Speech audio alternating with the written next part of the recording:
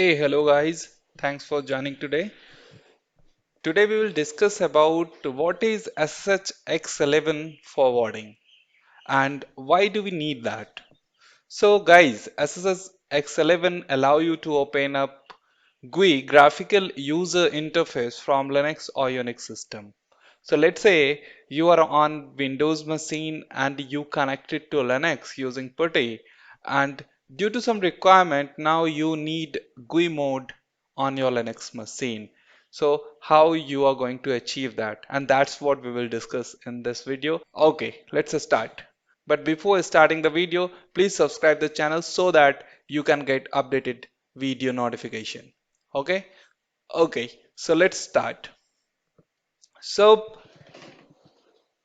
X11, why it is very needed nowadays? Because what happens, there are many software nowadays they are releasing their software with GUI support. Basically, you can install or configure those software by using GUI, graphical user interface. And the reason for doing this is there are many developers, many administrators who are not very convenient or very good with going with command line execution. Rather, if software company will allow them for graphical user uses, that is provide them more convenience, and that's why there are many software companies nowadays releasing their software for even Linux or Unix in graphical user interface supportability. Okay, so we'll discuss all the requirement and all the ways how to achieve this X11 forwarding on Linux. So let's start. Requirement. So first thing is you have to download Xming software and install it on Windows. So what you can do is here is your browser. Just give Xming download and you will get the first SourceForge.net. That is the URL from where you can download. So just click on it and here you can see Xming X server for Windows. Just download it and within 1 or 2 minutes you will have the Xming software.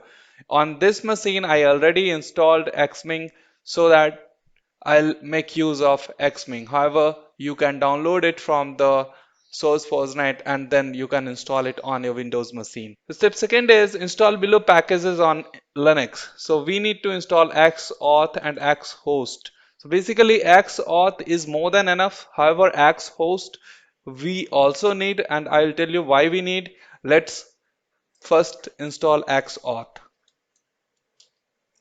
I'll open my PuTTY and here is the IP 192.168.1.74, and I will go for appearance change 14 bold. Okay, let's open it. So I'll go with root as a root user,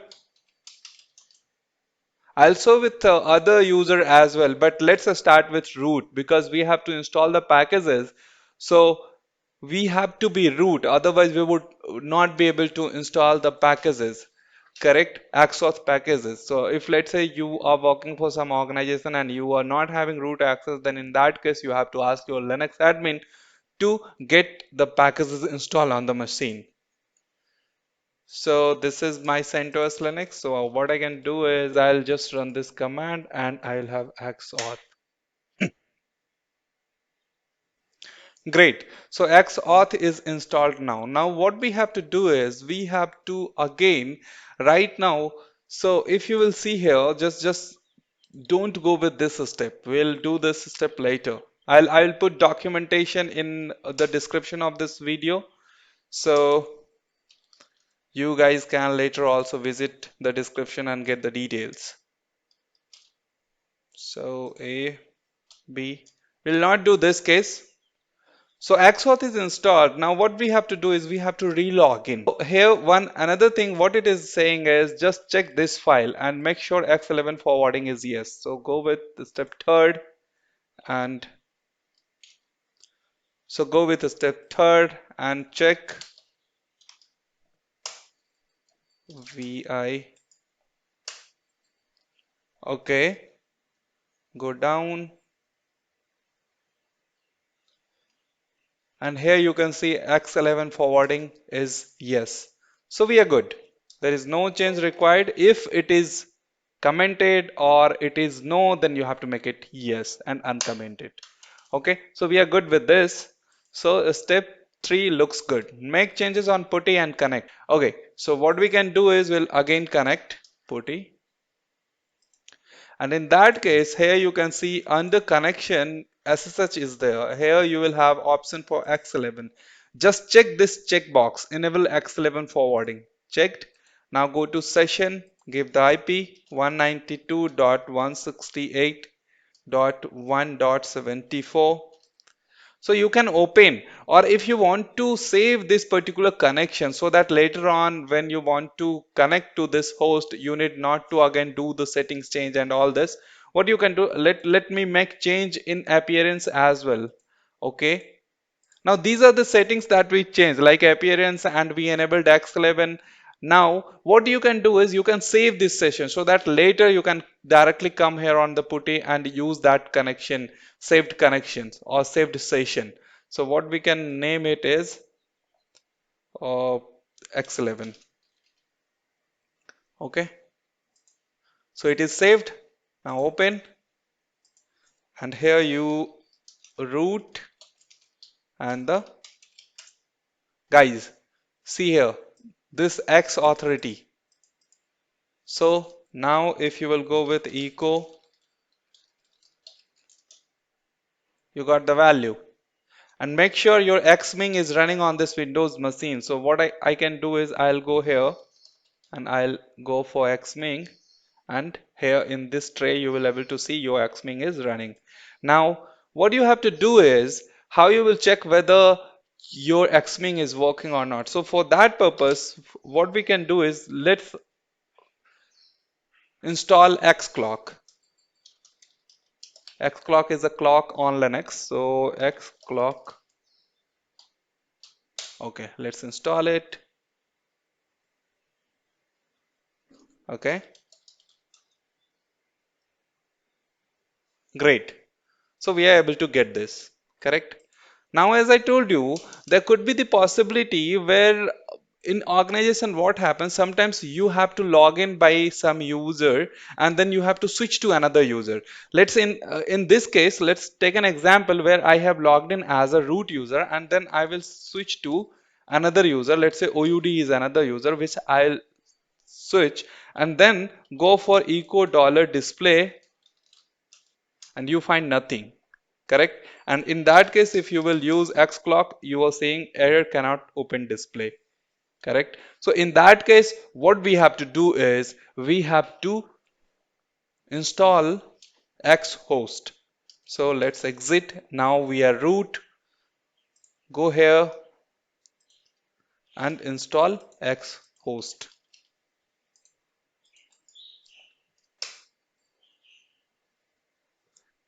Great. And then run this command Xhost plus. I will write all this detail into the description. And here you can see access control disabled, client can connect from any host. Okay, now sudo su hyphen oud and echo dollar display. Nothing is there. Okay, so it is not working. Display is not getting set. But what you can do is you can set the display. Okay, so in that case, what we can do is we have to set display variable. Just set the display variable. And this is the IP of my machine. So what I can do is I'll go here and ipconfig, correct? If you will go here, then this is my IP, correct? So that's what I have used, setting the display variable, and done. Now I will run X clock. Great, it's working. Okay, so guys, we need not to go with this step. If required, then only you need to go, else we have done all the requirement by going with two packages xauth and xhost. We have to add xhost plus in order to switch to another user and then use X11, and I have shown you in the video how to use that. So guys, thanks again for watching. For stay tuned, subscribe the channel so that you will get the updates. Okay, thank you. Thanks again guys. Thank you.